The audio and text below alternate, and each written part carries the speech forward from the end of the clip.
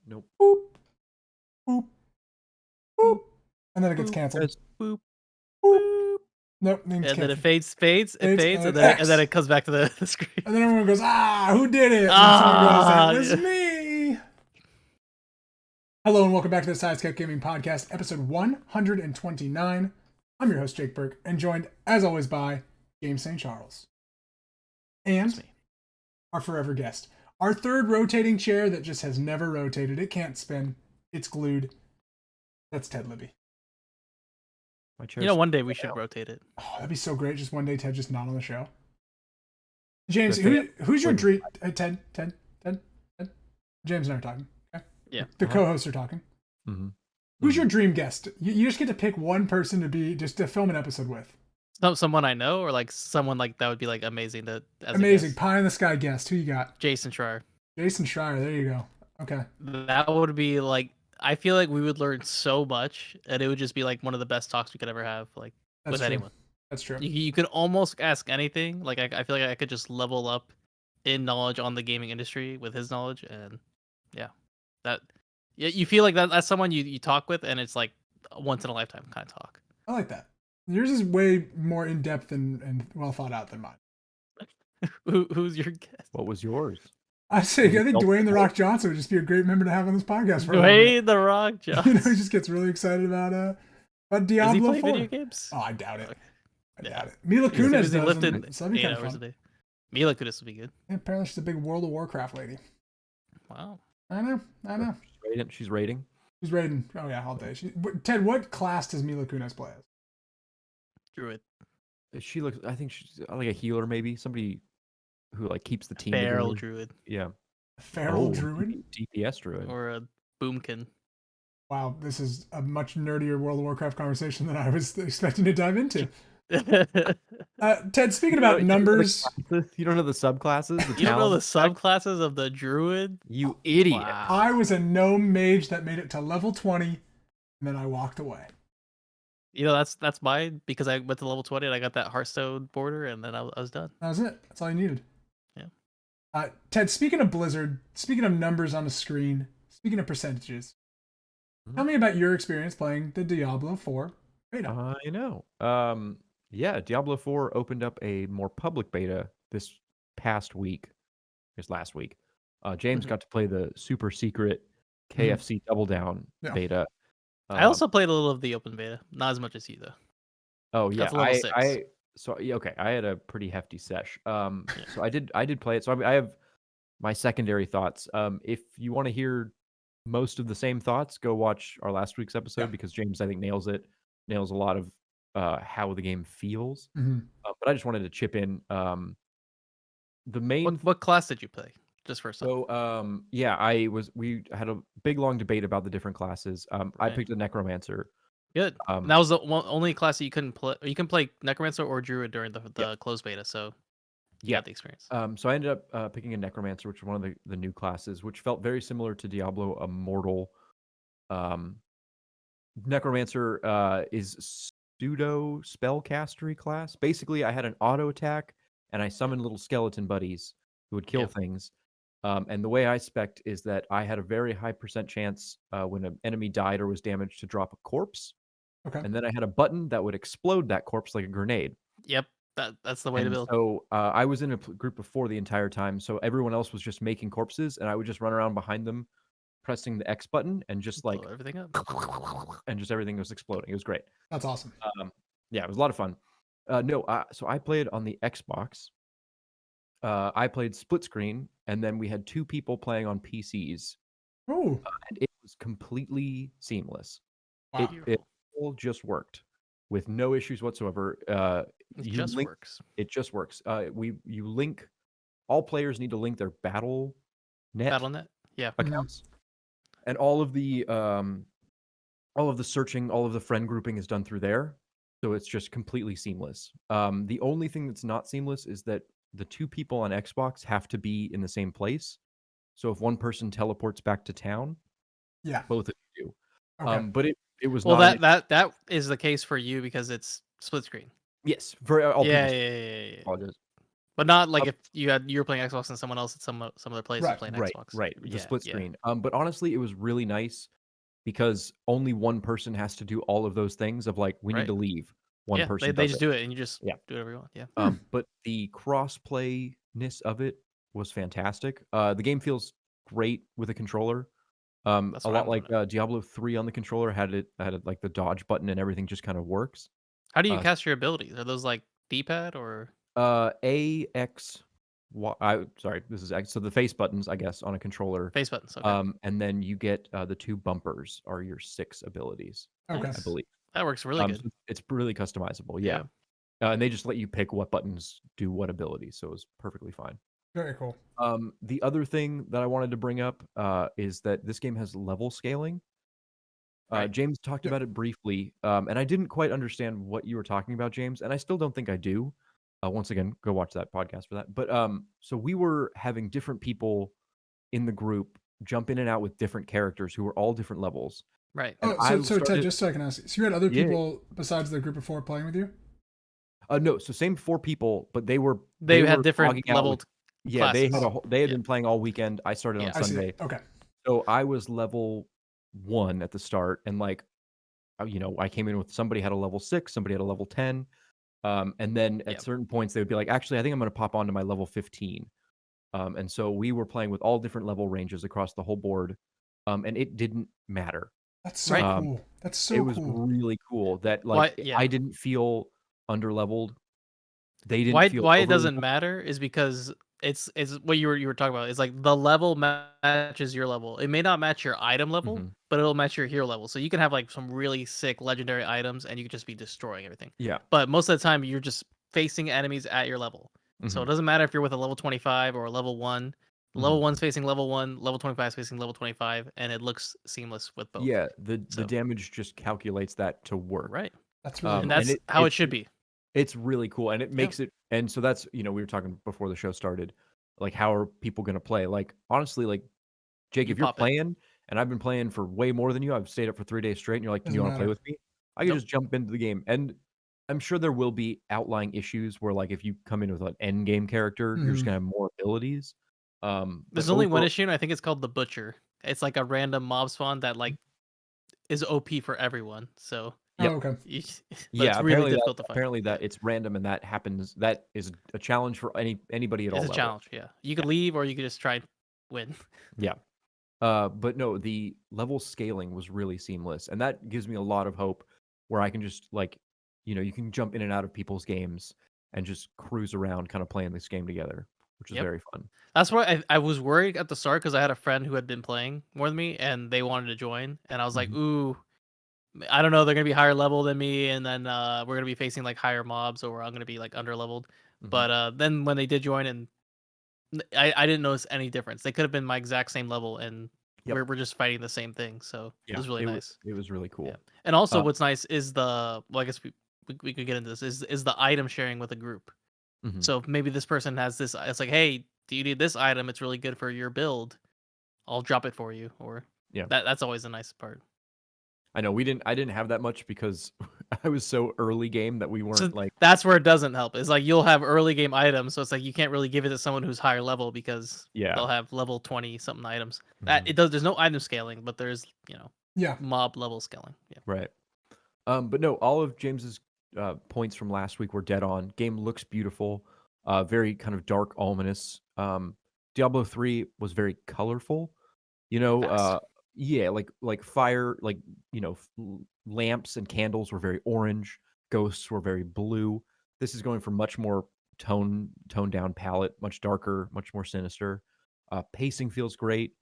Game feels difficult in a very fun way. It's kind of Yeah. tough to describe, but like there were a couple bosses where you're like, oh, I have to pay attention to not Oh, cool. die. I had friends who didn't like that, and they were like people who like Diablo 3 a lot, and they Yeah, just wanted something that you just yeah. Diablo don't look three at the screen became and go through the whole level and don't even like worry about yeah. anything. Diablo 3 almost became an idle game in that it was Yeah, all about speed. yeah, And so you were supposed to just blow through it, but they've really slowed it down and made you have to think, which I've come right. to really love. I like The it a lot. It's more meaningful. My only issue is that we ran into story problems where when the other person on my split screen on the Xbox loaded in a character that was in like a different part of the campaign, Yeah. and for some reason they overruled my world, and so my world changed for their world, and it just said all of your quests are ineligible because you're not like on the same world scope. Weird. But that, Interesting. yeah, like they had talked to somebody in a church, and that person like walked and gone somewhere else, so I Yeah. couldn't talk to them to do that quest. And so it was I wouldn't call it bugged out, but like I couldn't do my quest on time. And is that like a split screen issue, or is that, do you think, like an online that- joining someone's world issue? It was not an issue for the other two people, so Okay. I think it should be fine. I think that was just a specific split screen issue. Well, that's good that it's in beta. Maybe they'll address that. Yeah. That's interesting. I don't know. Yeah, that's. I guess they probably assume that people with split screen would just be the same, but right, you shouldn't assume that. That's really cool. There's a split screen option. I did not even know that was a thing, and that's pretty cool. Yeah, I like that. 2-player only, which is a little bummer, but I think it's understandable. That'd be really hard to do 4-player. Yeah, There's just too much shit on the screen. So, exactly. Can I ask a question? And this may have not been revealed, or maybe this is something Blizzard has just done. Can you play your character on PC and then on PlayStation and then on Xbox? From what I'm to understand, yes. Okay, it's all like Blizzard Net. It's tied to your BattleNet, so I wouldn't see why not. Okay. I haven't. I don't know. Diablo 2 Resurrected had cross progression, not cross play, where you could do that. You can't play with an Xbox person on your PC, but if you log out and log in, you'll have the same character. Okay. It is. They have only ever said it's cross play, which to me means it's assumed that there's cross progression. Yeah, that would make sense. That does mean Cross play and cross progression. Yeah, unless a certain epic merger goes through, you'll have to buy the game twice in order to do that, which is kind of a downside. Right. But technically, you could. Okay. Oh, is that a thing? So if I yeah. So if I own it on PC, I'll have to buy it on Xbox as well. Correct. If I wanted to do that way. Yeah, correct. Unless we're not that far in the future, James. We're just in the future. I miss the Sony and Microsoft got to make money off that. It Takes Two, where one person buys the game and you're good for two people. No. James buys all those games and I just play along with them. It's great. I didn't even buy that game. I bought the EA Play for $10, and we got to play that. So we played it for a super discount. Right. Overall though, I'm very hot on this game. I think it's going to be really good. It's going to be a strong intro in this beginning month, so I highly recommend it. Right. I really appreciate this demo in that like I was kind of on the fence with it, just because I've been on the fence with a lot of other Diablo style games in the past, and so being able to play this for 6 hours was just really nice to be like, oh yeah, this is definitely something I want to try. So I'm really looking forward to it, and I'm ready to recommend it now as somebody's first Diablo game. Okay. Like I think it's going to be a great intro to this series, and maybe just to ARPGs as a whole. Do you think of so someone like me? I've never played an ARPG. I've never played a Diablo game. I've seen them. I kind of understand what's happening, I guess. Am I going to really dive into this game and like it? And is it worth $70? Or is this a game where you're like, I would wait to see if you like this style of game? Does that make sense? It's kind of a tough question, because I think if there is a game to decide if you like this style of game, it's going to be this game. I don't think there's anybody else in this space that's really able to compete. Yeah. Maybe like a Lost Ark, but that's much more of an MMO style. This is going to be Lost more Ark would be close, but it's still a little fast. Okay. And then Path of Exile is just way too extreme. It's too overwhelming that you would not enjoy it. Yeah, so many other. I think might be the right amount. So many others to really get a good story. Like Path of Exile has been out for so long that there's just kind of too much to begin with. Like Path of Exile, gets overwhelming very quickly. Okay. So yeah, I would say that this is kind of your best bet for an entry. Okay. And the story, this is Diablo 4, and I will say that I have found Diablo, the story, to be pretty incomprehensible overall. I'm not surprised. You didn't like the story? No, that's the thing. I actually really was interested. How far did you get into the story? Not very far. Oh. I got to the fight with that one lady's mom. No spoilers. Yeah, it's weird. There's such a good fight right after that is just really good storytelling and building. Damn it. I think Diablo's story has been fairly obtuse, probably on purpose, because it's always bad. It's an angels and demons theme, but it's not. There's no Catholicism, so they have to kind of write around that. Okay. Gotcha. Ted, this one's good. I'll tell you, this story, at least for where it ends, it goes up to, it's good. Yeah, the general gist and just these kind of smaller moments I thought were really cool. So I am looking forward to it, and again, pointing towards this is going to be a good intro to Diablo and intro to ARPGs. Very cool. I think with this game, like when I think back on playing Diablo 3, I just was zooming through every level, just trying to fight the big baddie at the end of every single level. Mm-hmm. And I could not care less about the NPCs. I only care about Reaper of Souls. That was actually a good story DLC. But the main game, couldn't care less. I just blasted through it, got to the DLC. DLC is great story. This game right away. James recommends the DLC story. Once again, the DLC story. pack. I do love a good DLC. Yeah. But this game like really slows you down.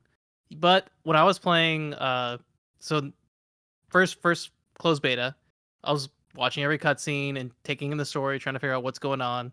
As usual with Diablo, you don't know what the fuck's going on at the start. Mm-hmm. And then this open beta, I was like, oh, it's the exact same thing. It's like, oh, I've already seen it. Skipped over so many cutscenes. I probably saved like an hour just leveling up just by skipping all those. Huh. So I like that aspect. So you can still kind of go fast if you already know the story. You don't need to go through. That's so I cool. caught up really quick to where I was in terms of my old character. Except I wasn't doing main story because I already did the full main story. Mm-hmm. So I was doing side quests. Side quests are still good. There's a lot of them, though. There's a lot of them. And there's so many dungeons. Yeah. So in Diablo, are you getting like these crazy, beautifully rendered cutscenes? Like they kind of reveal those videos. Like are those kind of level? No. Okay. You get like one of those maybe every like 2 hours. You get there's a couple really good like Blizzard quality cinematics. Like the first trailer. A lot of it's in game, which is not bad by any means, but it's also in game. You know, it's in game generated. And then all of the side quest stuff. And then all the side quest stuff is just kind of like people talking or text or just, Makes sense. Yeah. Very cool. Any final thoughts on Diablo 4, Ted, before June 6th? 6/6/23. Something that James is going to laugh at, but I just want to state publicly. The name of the continent or the place, the land that you're on is called Sanctuary. Yes. So when people talk about like saving Sanctuary, the continent's called Sanctuary. There's also a town called Sanctuary. Right. New York, baby. A city so nice they named it twice. Diablo 3. There's a town of Sanctuary in the land of Sanctuary. But nobody ever tells you that. They're just like, we're here to save Sanctuary, and you're like, what does that mean? So just a little PSA, Jake, when you start playing, you're like, what the fuck are these people talking about? Sanctuary is the place where you are. Okay, gotcha. There's a sanctuary. Yeah. Fair enough. I'll remember that. I mean, Ted, you and I are gonna play it together, so you'll guide me through the geography. I'll be I just as lost. I think he's booked up, Jake. No, it sounds like he is. No shit. I don't know. When I started playing on Sunday, I was like, oh, this is my first character, and everyone was like, yeah, we have level 20s for all 5. Yeah, Ted, where you been? I know. But it speaks to the beta that it was that much fun to just like it was, and I hit level 20. I was like, if I didn't have dinner plans, I'd go back and start playing somebody else's. A lot of fun. All right, I'm excited. I think I'm gonna play it. I'm gonna get it. I'm gonna play it. Mm-hmm. June, perfect. That's like a month a game coming up soon. It's just kind of crazy. It's already a month. A month, yeah. I feel like you could play what we're gonna talk about next. Yeah, so let's talk about next week. We're gonna do a review of Resident Evil 4 Remake. That's our big thing. I will definitely have beaten it by then. I'm assuming, James, you'll probably try your best to get to the end. Ted will have played roughly 3 or 4 hours of it before the podcast. Hopefully, yeah, we'll see. James, what do you think about it so far? I was telling you like my thought process. I think it's way better than 2. Mm-hmm. Like I was like, 2 is definitely a completely different game. They're very different, yeah. And then I thought it was had elements of 5 because 5 was my first Resident Evil game, so I liked sort of the parry aspect of this game, and then all the mobs and the overwhelming aspect of it. And 2, you really just couldn't kill anything. It was like everything just kept coming back, so you're just mainly there for the puzzle and running away from the baddies.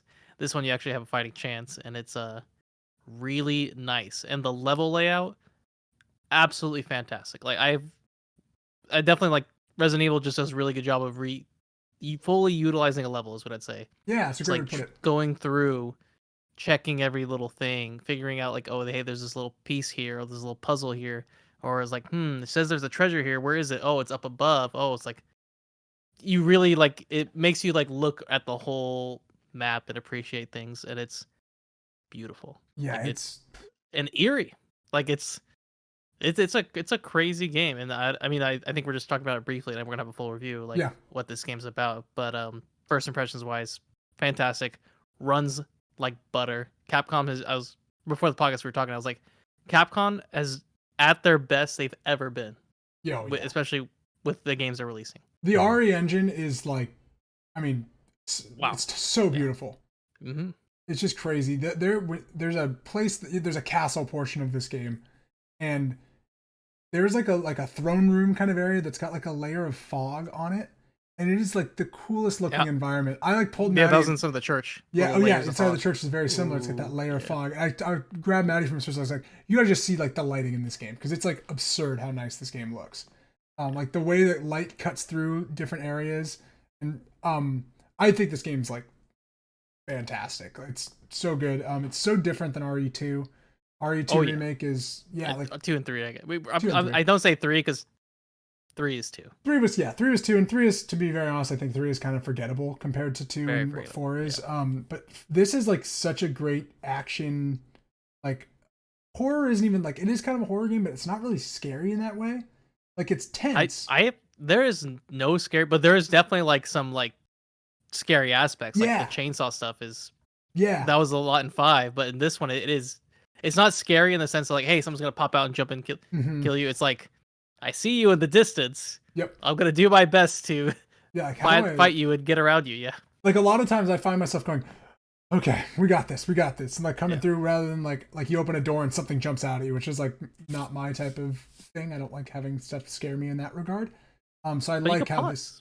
What? The pause aspect of like looking in your inventory, like figuring out what you have. Yeah. It's like, let's see what I got. Oh, okay, I have this nade or the flashbang, which is the best thing ever. The flashbangs are very key in this game. Organizing your inventory, I love it. I Resident Evil has just it's its own thing. Like it has so many elements that are just like, here's the store, here's the save, here's my little briefcase where I orient my items. No other game really has that. It's got its own personality, which I think is really cool. I think Leon Kennedy in this game, Ted, you're gonna love this guy because he is such a 90s like broy action hero. The dumbest one-liners ever. Oh, yeah, like he'll like stuff. So Ted, there's a thing where like you can basically stun an enemy by hitting him like shooting him in the head, and then you come over and you do like a roundhouse kick. You like roundhouse kick them. Oh yeah. And like their neck snaps. I love the kicking. The kicking. Oh my god. He'd be like, you didn't see that coming, did you? Like stuff like that. And it's like, I love it. And it's like, it just plays into that kind of campiness of it so well. I can't wait to talk about this game in depth, but I think right now this game is, wow. Awesome. Yeah, the enemies are great. Gunplay is great. It just feels fantastic. I can't wait for Ted to play it. I'm excited. I want to. Cool. I'm really looking forward to it. Yeah. And you're gonna play it on an Xbox? Yes. Cool. Yeah. We're doing this great review roundup thing where we play like on all the different consoles. It's pretty cool. Spoiler alert, they're all pretty much the same. I played a little on the Steam Deck. Console wars are dead. Yeah, Ted, I'm gonna be honest. The Last of Us Part 1 runs pretty fucking well on my PS5. How's it run on PC as of today? I don't. You gotta ask Naughty Dog.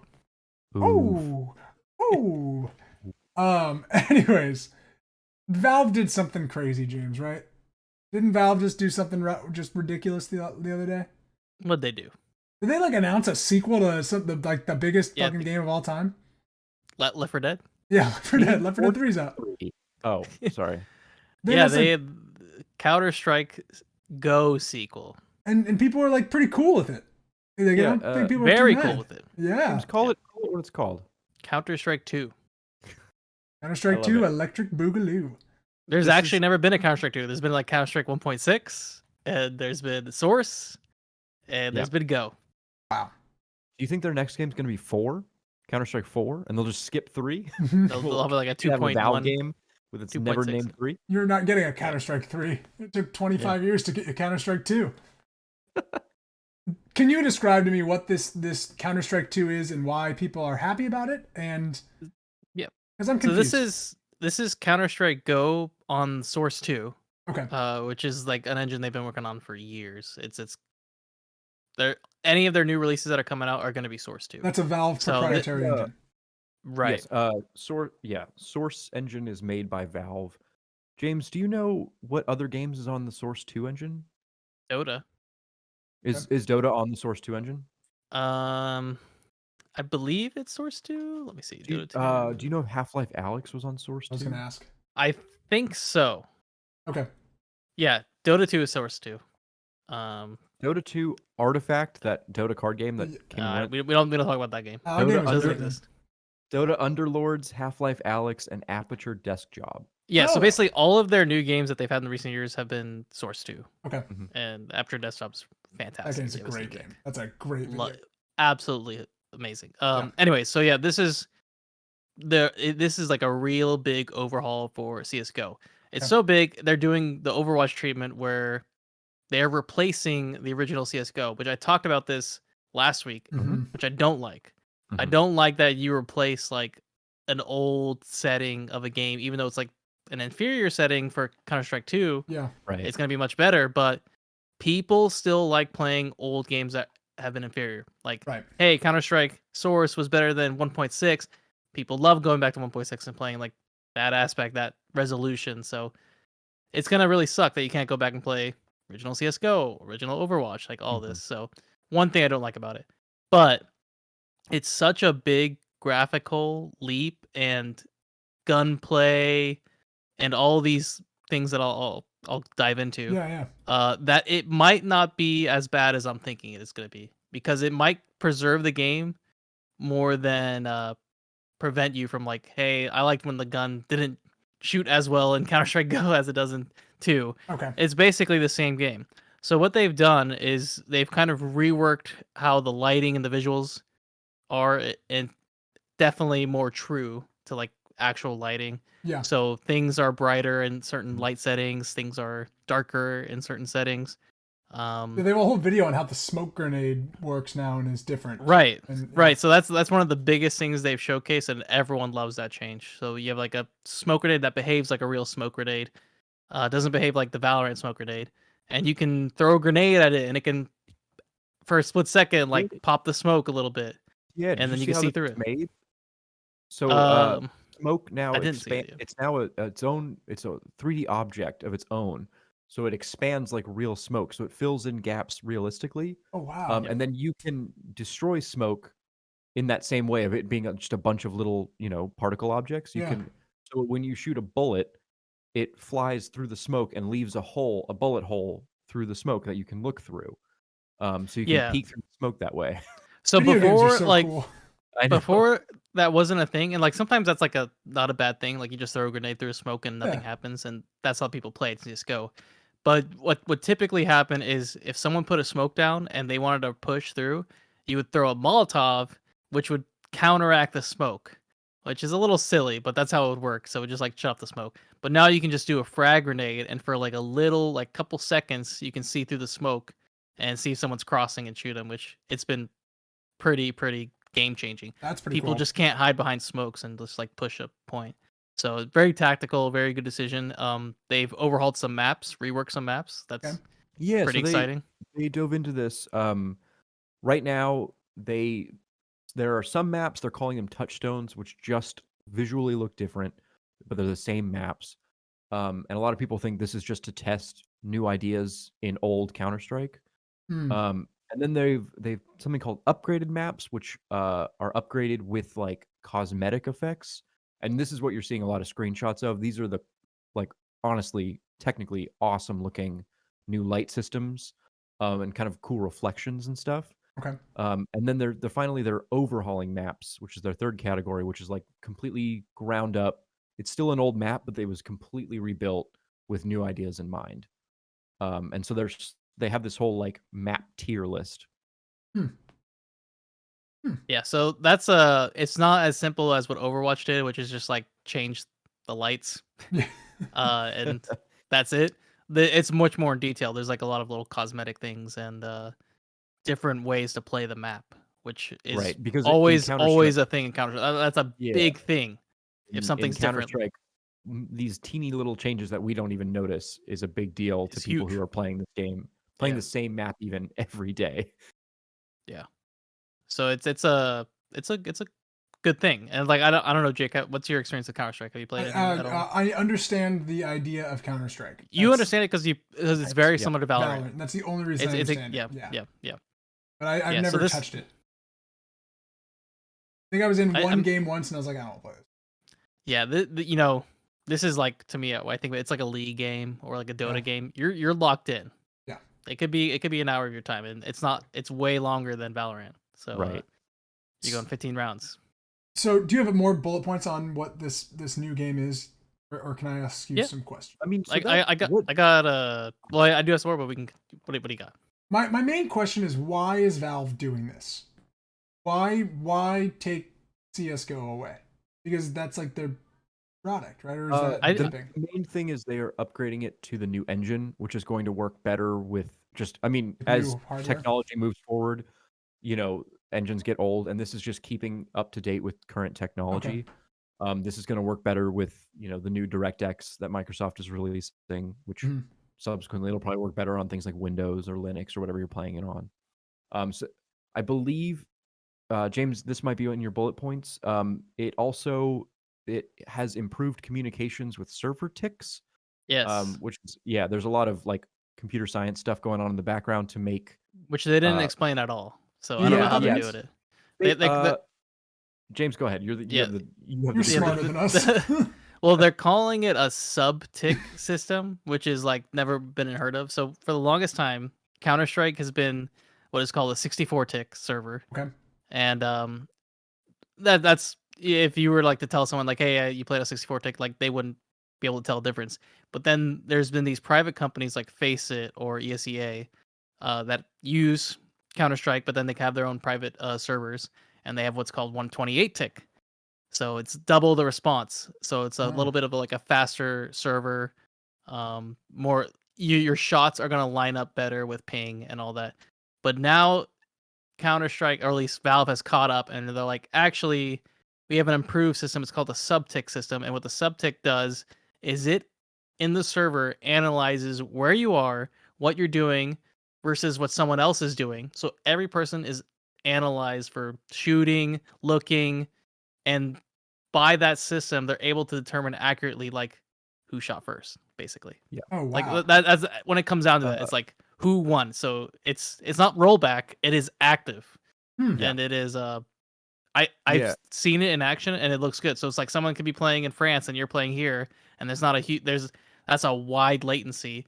But based on like what you saw versus what they saw, it'll like show properly. Interesting. The description that I read was it's kind of like if you imagine the teeth of a zipper, interlocking together. And when those teeth don't interlock perfectly, that's kind of what lag is, right? When your bullet doesn't line up with where they are, it's lag and you've missed. And so this system is designed to send your teeth of the zipper more accurately and to match, and then a computer analyzes matching up the two teeth of the zipper.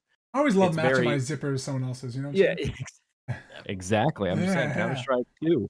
Right. Sounds like the game for me. With a lot of servers, and I hate to use this word, but like with AI recently, you may see like better algorithms and better response from games online play because they can be more predictive. They can understand where you're going, where you're aiming, where you're shooting, and where the other person is from both sides, from any or at least from all sides, I guess. Like, because every single player is being analyzed, and you're gonna get a way better response. It doesn't matter for a lot of people who are playing competitive in a LAN setting, and you're gonna have perfect equal ping. But from an online point of view, these online tournaments are gonna get really good. So especially like worldwide. Yeah. So and that's like the big thing, because like I have friends who are in Norway and all across the world, and it is an absolute pain to play anything that requires like good ping. Yeah. So if they can play on a server with okay ping, like let's say like 100 to 200 is bad, but like 100 to 150 maybe, but the tick rate is sub-tick, then whatever they're seeing and they're shooting will accurately reflect like what, let's say, I was seeing and shooting. So I think that's a really crazy, because they're talking about it's millisecond delay, which that's fast. That's pretty fast. Yeah. So but when they say single millisecond, because you're talking about like usually for ping, it's like 150 milliseconds. That's 150 ping. Single that's incredible. Yeah. So if they're able to achieve that, Yeah. Very cool. So yeah, that's like one big thing. Okay. Yeah, and that's generally why Valve is doing this. Is they're keeping up with the times and they're making a more technically proficient game. Yeah, well, I just saw that Steam won't run on Windows 7 or 8 pretty soon. Like, yeah, that's I think from their point of view, that's a security Yeah. issue. They need to stop. right. Like, and that was the other thing is that Valve in the past, I know and James, you probably know more about this than I do. They recently did a pretty hefty ban of a lot of Dota 2 cheaters. Yeah. So Valve is really stepping up on getting rid of cheating. Okay. I honestly, a lot of these companies are. Riot is doing the same thing. A lot of people are unhappy with Riot's system of basically installing spyware that's your friend onto your computer, and that's just what you have to do. Mhm. A lot of people find that are uncomfortable with that. So Valve is trying to find their own way of being that. safe and secure and preventing cheaters and hackers and stuff like that. Gotcha. Well, this will which is a still very big be problem in Counter-Strike. still be free to play, and just like Counter Strike is currently, Mhm. still be free to play. And you know how they, of course, how anything counteracts cheating is either they have a good anti-cheat or they have like a pay subscription type service, which is what Go has if you want like a Prime. So it's like, hey, guaranteed no cheaters, which I think silly, but that's exactly what's carrying over with this system. And then they also have the biggest thing that made CS:GO. When CS:GO came out, it was like probably like, hey, it's Counter-Strike, it's okay. But when skins came out for this game, skins blew this game up. Mhm. And when they announced for Counter-Strike 2 that your skins are carrying over, all the old skins went up in price. All of them. So they're like my skins carry over and they're gonna be old and legendary, and then in the new lighting everything looks crazy and shiny. I need that knife because it looks really good in the sun in this level. So yeah, that's another thing. CS:GO items. That's cool. That they transfer over. I think that's really cool. I was about to ask about that because that's. And this is such a small company here in this podcast who have been burned by the Warzone. Yeah. Warzone 2 just not carrying over. Where is my Bruce Willis skin? Yeah. Gone. That to me is like the biggest crime in history. It's crap. Warzone not carrying over your Warzone. Well, every single. We didn't talk about it last week much, but that MultiVersus game is like disappearing for a while. Oh my gosh! Yeah, I know we will talk about backpedaling heavy. But yeah, like they're all people put a bunch of money into this game, buying characters, skins, all of this stuff, and it's just going to be gone until they re-release it. It was in beta for the past 13 months, and so they're going to close down the beta now, really analyze that data, and then release the game once it's ready. But just so you know, it's been in beta this whole time. It's so insane.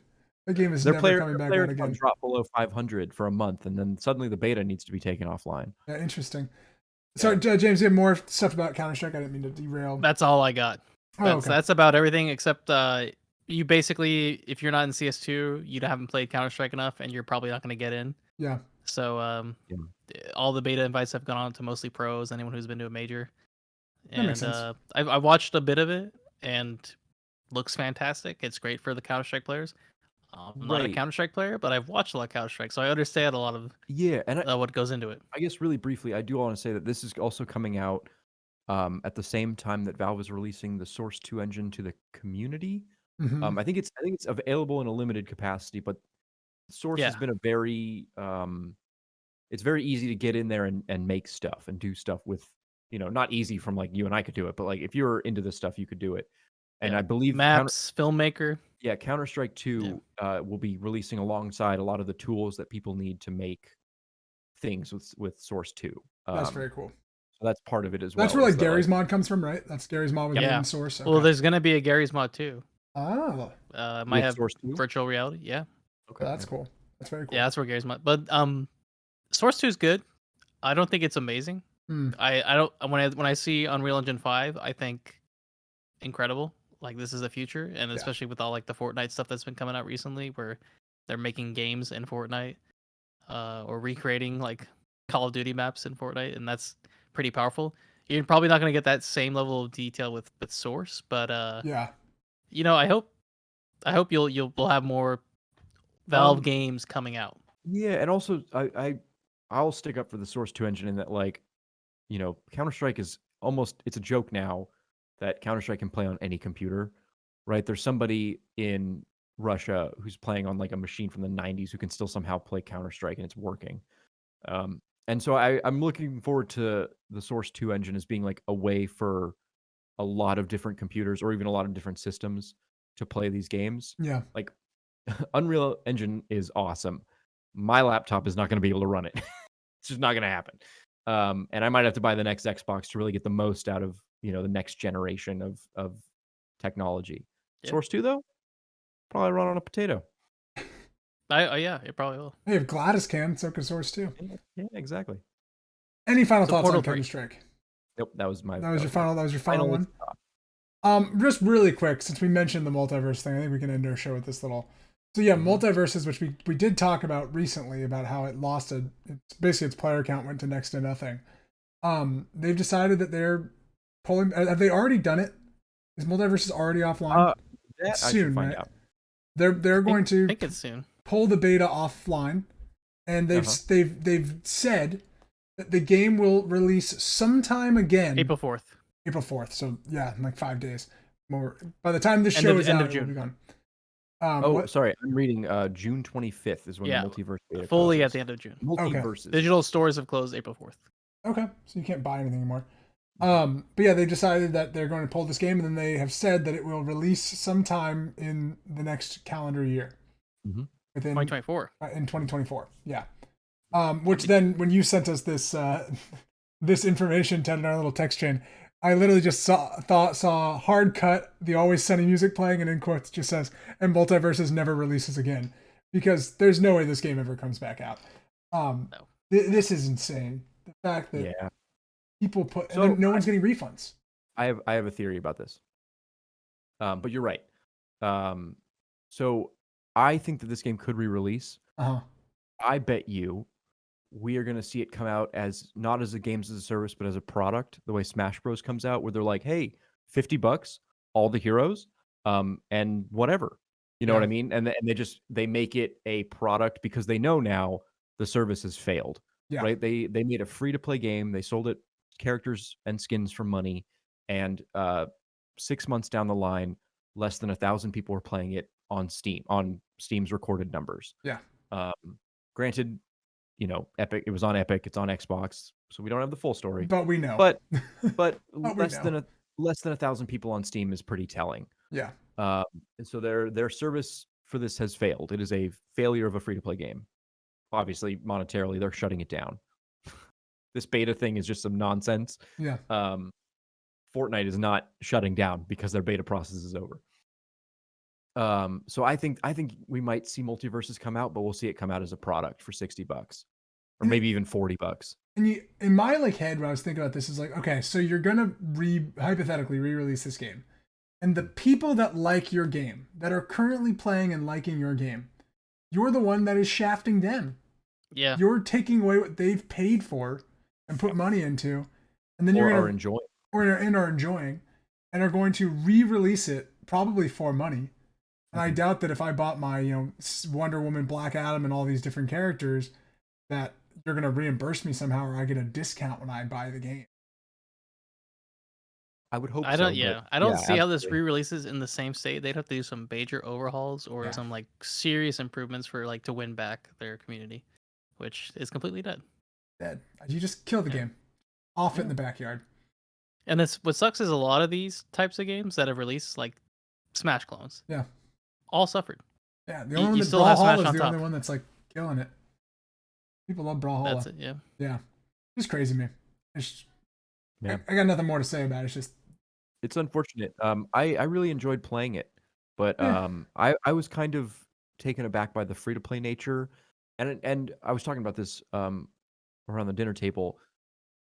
It never gave me a good reason to leave Super Mario Smash Brothers. Yeah. Super Mario Smash Brothers. Super Smash Brothers. Super Smash Brothers. Is that what's good? Yeah. It's a cool game. Don't get me wrong, but it didn't bring anything extra to the table that made me want to switch loyalties or anything like that. I have a game that runs really well. pretty well. It runs okay. That has online multiplayer, that has all the characters I need, et cetera, et cetera. You know, Yeah. like there is anything that MultiVersus had other than like, oh, I can play as Superman. Well, yeah, it just had the Shaggy meme. That's why this game got made. Yeah. There was a meme about Well, Shaggy. they did do some cool things where they had like they were trying to do this 2v2 thing, and like some players had like support abilities where they could heal their teammates. Yeah. That was cool. That's not something that's like game changing necessarily. Not to me, not to a casual platform fighter. And so yeah, it's just kind of like I didn't really see a need to pay money into it, and now, you know, Now you definitely don't see it. now I mean we were talking about this. It's like this downward spiral, or like this, you know, what, snake eating its own tail, Yeah. of like I'm suspicious about buying for a free to play game like yeah. MultiVersus. You know, I wasn't quite sold on buying Arya Stark and Batman on my first week, so I chose not to spend that $20. The people at Warner Brothers said not enough people paid for your game. Player counts are low. We're pulling the plug. Yep. You know, going offline June 25th, 2023.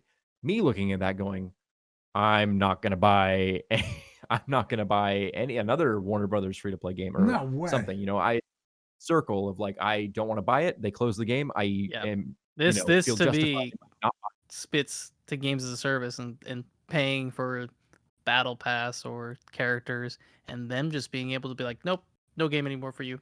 Yeah. And not just like, hey, you can't just play like on your own, like offline. We're taking it.